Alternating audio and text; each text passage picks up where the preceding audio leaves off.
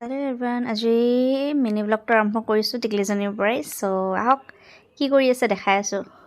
তাই কিবা বোলে ৰান্ধি আছে, শুনাও দেই কি ৰান্ধিছে তাই। কি বনাইছা?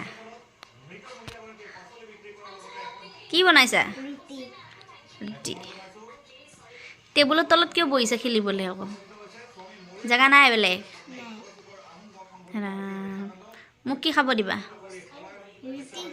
ৰুটি দিয়া, বনোৱা খাম। চ' এয়া মুক্তি যায় খেলা।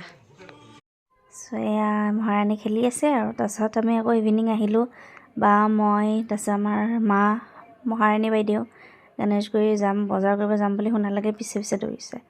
তো ফাইনেলি কিবাকৈ গণেশ মন্দিৰ পালোঁ, কিন্তু ইমান জাম আজি, চিটি পূৰা জাম হৈ আছে।